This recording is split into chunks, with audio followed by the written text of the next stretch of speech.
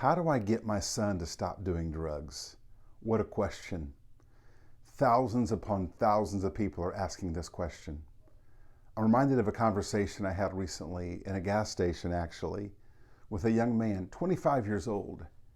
He was talking about his life, and he said, when I played sports in high school, it gave me this rush, this feeling.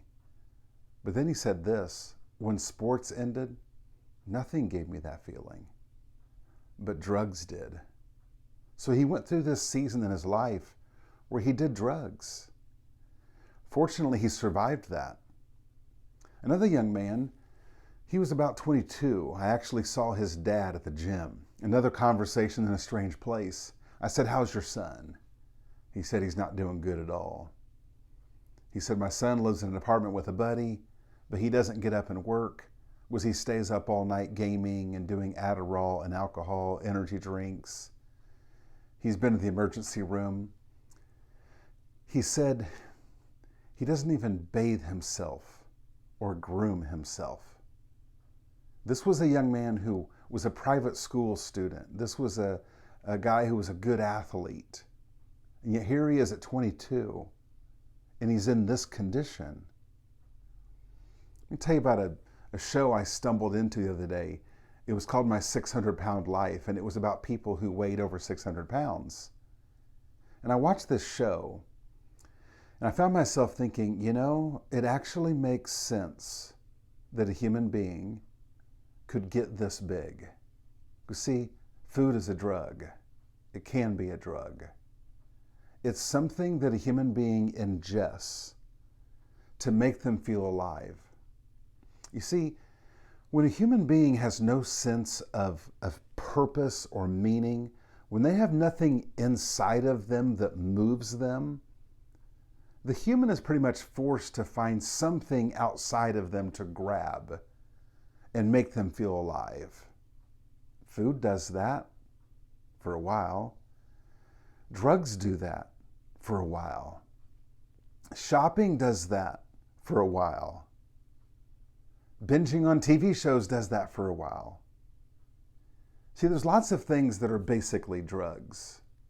When a human being has nothing inside of them that moves them, the human really has no choice but to find something outside of them that moves them. So the question, how do I stop my son from doing drugs? Well, you can't. But what if you could start something? What if you could start something that stopped them from needing to do drugs? What if that happened? You see, when a human being has nothing inside of them that makes them feel alive, they will find something outside of them to make them feel alive. I want you to think about your son. Maybe they're 18, 22, 25, and drugs is their constant thing. Let's ask this question. Why do they do drugs? Why? For many young men, they played sports all throughout childhood, 5 years old through 18, 19, 20. It was their thing. It was their identity. It made them feel alive. It gave them purpose. And then all of a sudden, the whole world said, "We don't need you to play anymore. We don't need you anymore." And this thing that was always driving them is no longer needed. And it's almost like it never happened. There's some dusty trophies. Maybe there's a scholarship that you can say that you got. But does a scholarship that you got 4 years ago make you feel alive today? There can be such an emptiness, an identity crisis that's so crushing to a young man. Think about this. When your son was about 3 years old, there was something inside of him.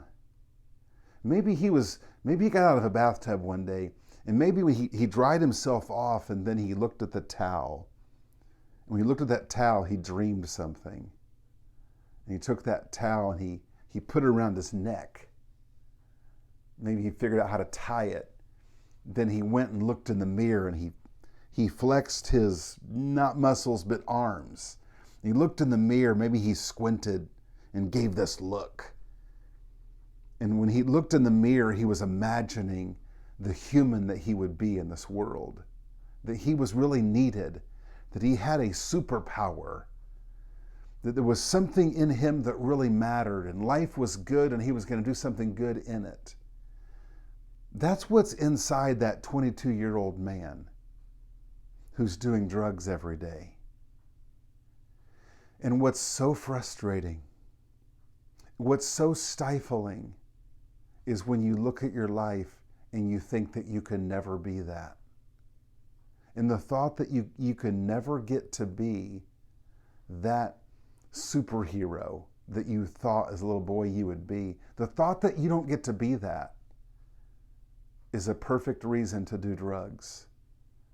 Because the thought that your life doesn't get to have purpose is so crushing that it causes you to need to do something to alleviate and numb the pain of that.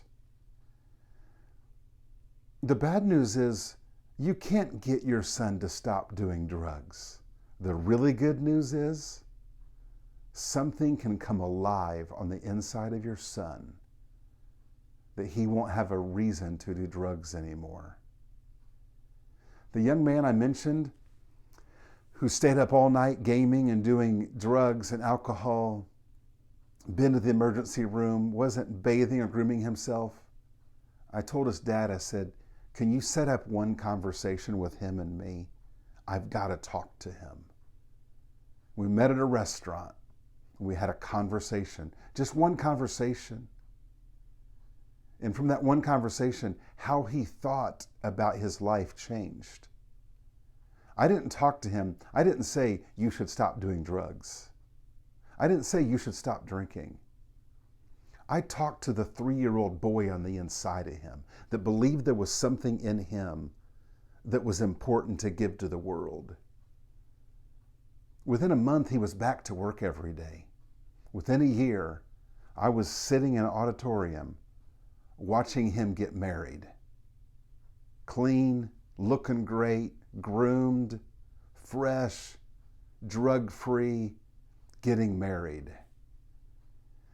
My friend, there is great hope. But the hope is not that you can tell your son, stop doing drugs, you're ruining your life. That's not it.